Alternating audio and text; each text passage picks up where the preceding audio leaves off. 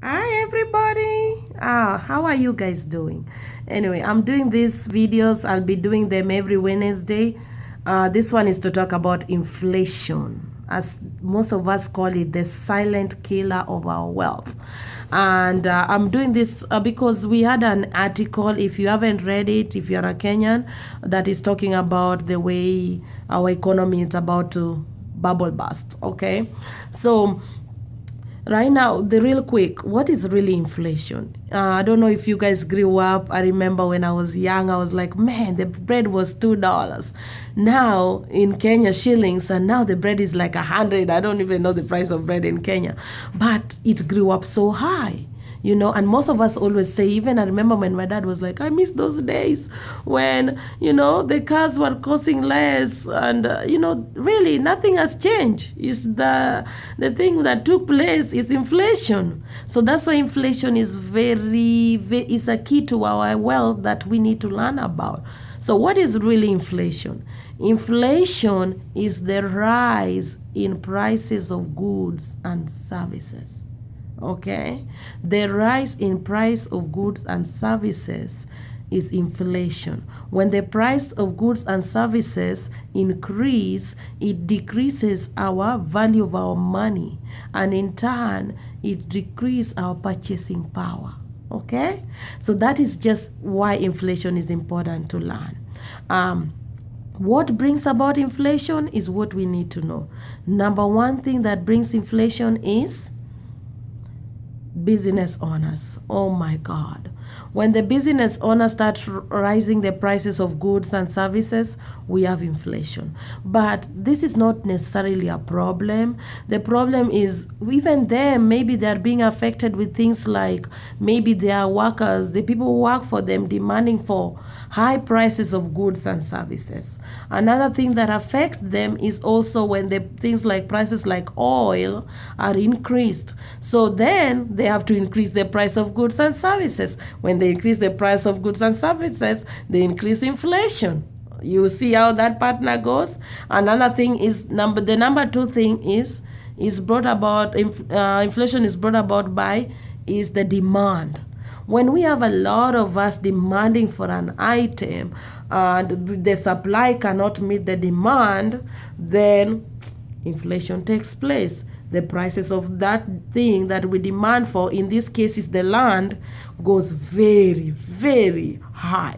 When there's a high demand for something, the prices go high.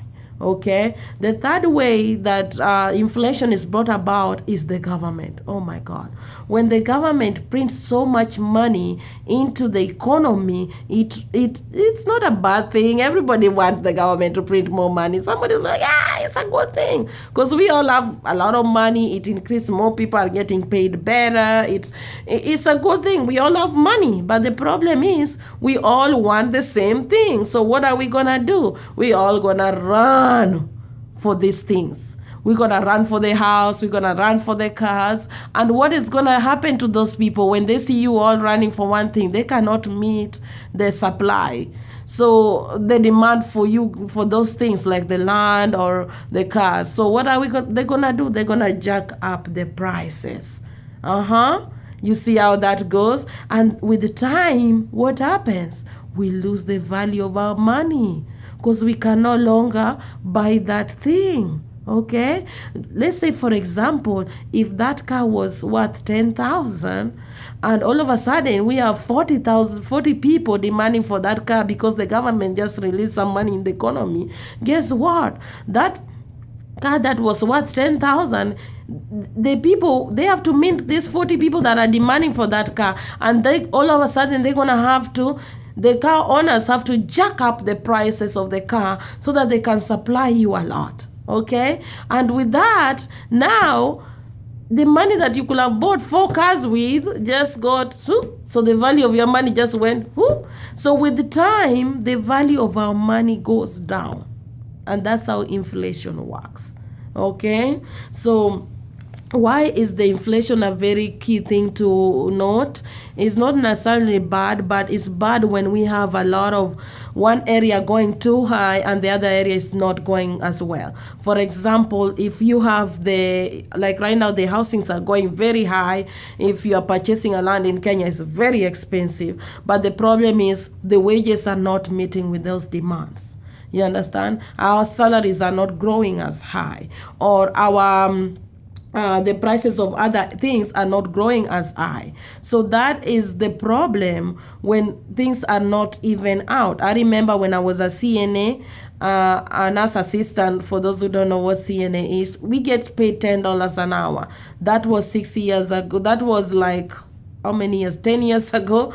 Right now, the CNA still earn about $10 to $14 an hour. But guess what? I was living in a 2-bedroom apartment with my girlfriend. We were paying $600. Right now in my area, you cannot find a 2-bedroom apartment $600. It's like $800 to $1,000. The prices of those things have gone up. The problem is the salary has not increased. So you see how that affects us.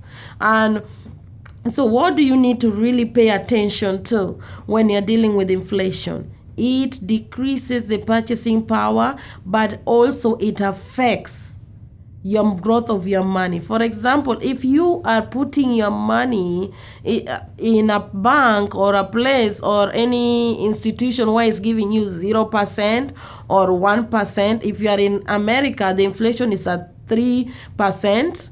It has been like that since 1914 to 2014, is 3%.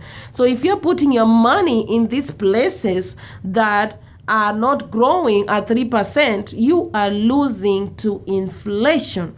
What does that mean? My $100 this year, if I bought, let's say, a watch for $100, that same watch next year is going to be 96.50. Same thing with your money. If you put it in a bank, next year is going to be 96.50. Also, and that means in 20 years from now, if you have $100 to buy something that is worth that is now worth $100, you're gonna have to shield $121.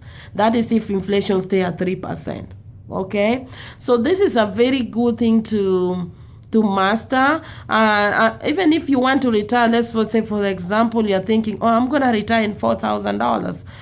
I'm sorry to tell you, in 20 years from now, if the inflation stay at $4,000, you're going to have to shoot for $7,000 as your retirement. So that's why it's very important to put your money where it grows to outplace the inflation and taxes.